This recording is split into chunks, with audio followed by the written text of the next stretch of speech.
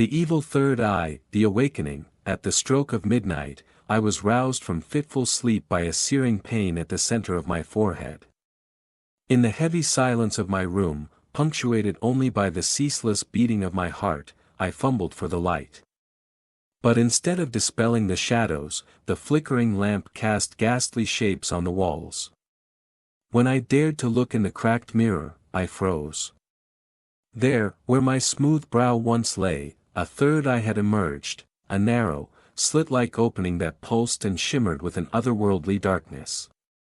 It was as if the very essence of malevolence had taken residence upon my face, and in that macabre moment, I knew that nothing in my life would ever be the same. The Curse Unearthed. In the immediate aftermath of that surreal midnight revelation, recollections of long-whispered family legends surged into my mind. I remembered hushed voices in candlelit rooms recounting a centuries-old curse, a dark inheritance plaguing our bloodline. The ancient tales spoke of a forbidden power, a third eye that granted its bearer forbidden insight into realms beyond mortal ken, at a price far too steep for any living soul. Though I had once dismissed these as mere superstitions, the mark now seared into my flesh was living proof that our heritage was entangled with something unspeakably evil. Desperation turned me into a scholar of the occult overnight. As I scoured dusty, brittle texts and faded diaries, seeking the origins of the curse and the promises of salvation that, like fragile myths, dissolved upon contact with harsh reality. The unravelling of sanity. Days melted into tortured nights.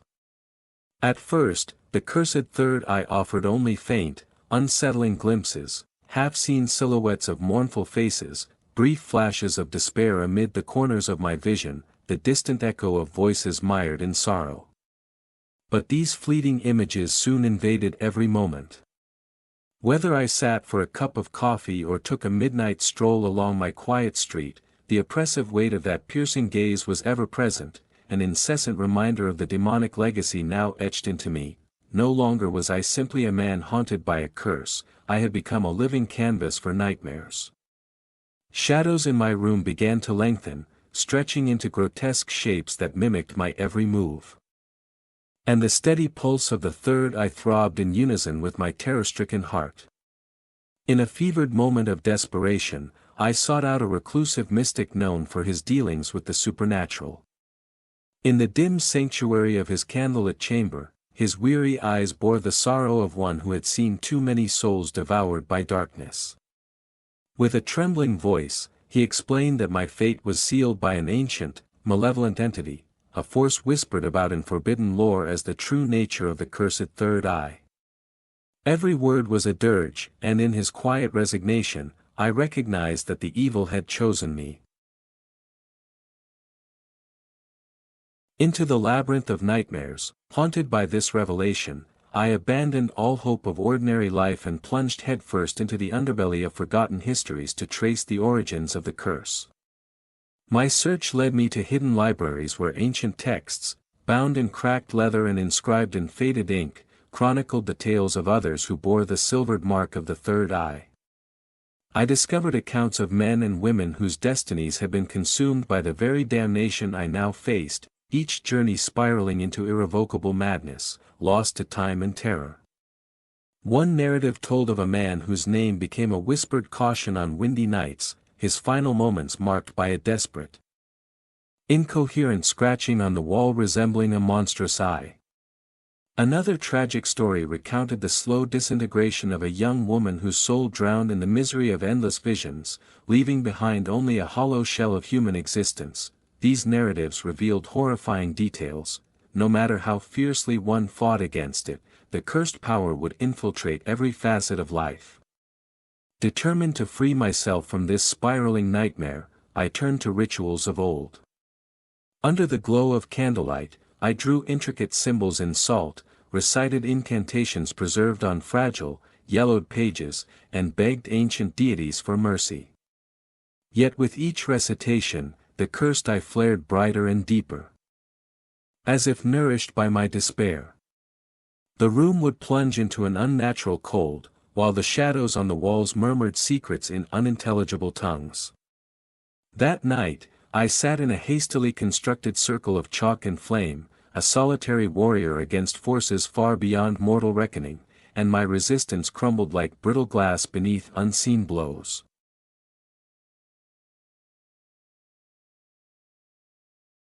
The Inescapable Haunting, the curse evolved with terrifying persistence. The third I began distorting not only my perceptions but the very fabric of my reality. Mirrors in every corner of my home began to tremble in silent dread, splintering reflections into disjointed visions of horror. The once comforting tick of the grandfather clock turned mournful, its cadence a somber heartbeat marking the slow dismantling of my sanity. Every night, as I lay in the darkness, the third eye whispered to me. At times, the voice was but a soft susurration, easily mistaken for the wind, and other nights, it thundered disjointed commands and curses that clawed at the remnants of my mind. I began to perceive shapes and figures that lurked at my peripheral vision, spectral forms. Limbs distorted by agony, eyes that glowed red in the dark recesses of my thoughts. One dreadful evening, while trudging along an eerily deserted street blanketed in fog, I saw them, shadowed figures emerging from the gloom, their tattered visages contorting in a silent scream. I ran until each step was a desperate plea for escape, yet the oppressive sensation of being followed never waned, an unyielding reminder that the curse was tethered to me, relentless and omnipotent, the world around me transformed into a theater of the macabre. Public spaces turned sinister, a park, once filled with innocent laughter, now echoed with spectral whispers, a familiar cafe shuttered its doors. As if unwilling to host a soul marked for damnation. Even in broad daylight, the cursed eye betrayed its dominion, each reflective surface became a window to a haunting realm, a place where time and sanity were devoured by endless night.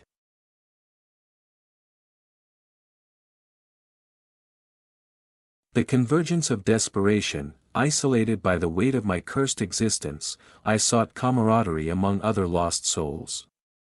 In the cold, oppressive corridors of an abandoned asylum, a place notorious for its lingering echoes of suffering, I found a woman whose eyes bore the unmistakable glint of similar torment.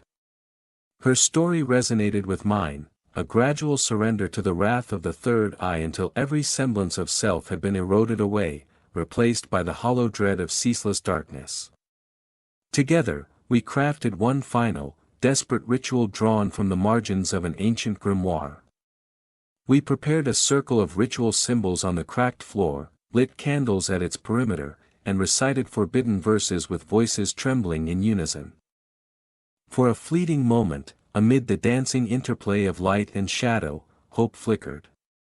The symbols blazed with unearthly radiance, and the air vibrated with the electricity of possibilities.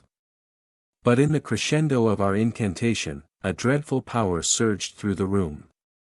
With a final, tormented cry, the woman was consumed by an eruption of supernatural force.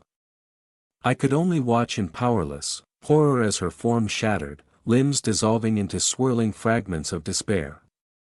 Her anguished scream echoed long after the glow had faded, a grim symphony announcing that the curse no longer cared for attempts to be thwarted. The realization sunk in, my struggle was never about defeating the curse but about enduring its relentless onslaught. With each failed attempt at liberation, the third eye grew more potent, a beacon for darker entities and an insatiable hunger for souls tethered by grief and terror. Desperation drove me further into the desolate outskirts of civilization. I journeyed to a crumbling temple hidden deep within a forgotten forest, its ruined spires a testament to an age-long battle against cosmic evils. Time itself seemed to warp in that accursed place, as if the temple lay not only outside the realm of human reckoning but at the threshold of another dimension. Amid the fallen pillars and ivy-laden tombs, I discovered cryptic inscriptions hinting at a ritual of sacrifice. The ritual demanded not a life, but the surrender of one's very identity, a final offering that might sever the malignant connection. With trembling resolve, I invoked the ancient rite, chanting the verses that had been etched in the stone by unknown hands.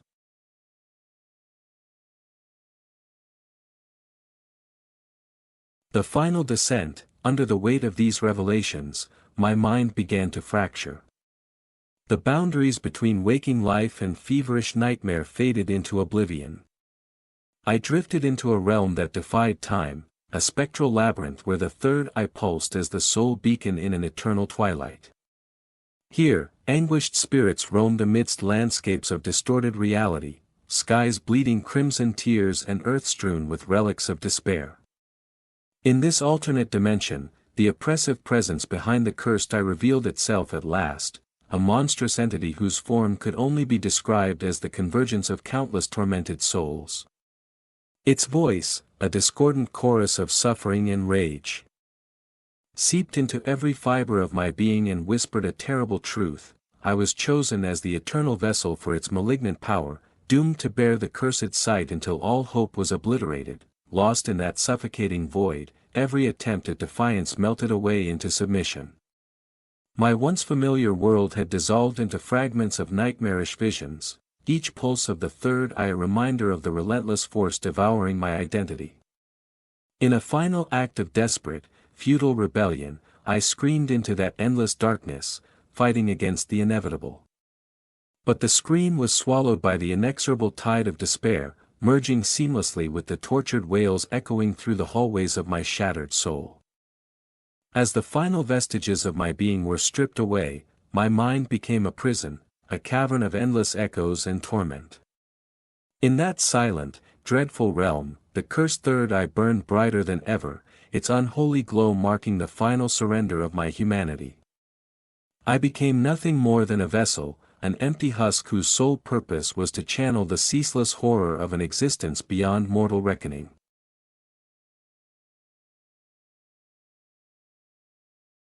The endless curse. Now, I linger in a state of perpetual night, a lost spirit whose only companion is the malevolent third eye. My once vibrant existence has been erased, replaced by an eternal void where every flicker of memory is drowned out by the resounding chorus of despair. The cursed eye, now a dark portal to an otherworldly abyss, invites a new generation of unsuspecting souls to share in its torment. I have become a chilling reminder of the price paid for the pursuit of forbidden knowledge, a testament that some truths are best left buried in the dark recesses of time. To you who dare heed this grim warning, the allure of secrets long concealed comes at an unbearable cost. In each darkened corner, behind every reflective surface, there may lurk that eerie, unblinking gaze, waiting, always, for the moment when your curiosity opens the door. Once you have seen the evil third eye, escape becomes a faded illusion, and your soul is inexorably drawn into an unending nightmare of suffering and decay. There is no heroic triumph here, no redemption to be found. Only the unrelenting passage of time, the slow but inexorable descent into madness, and the cruel, unforgiving judgment of an ancient curse. The evil third eye endures, a relentless watcher, a harbinger of horror, and the final, irreversible end for any who dare glimpse into the abyss.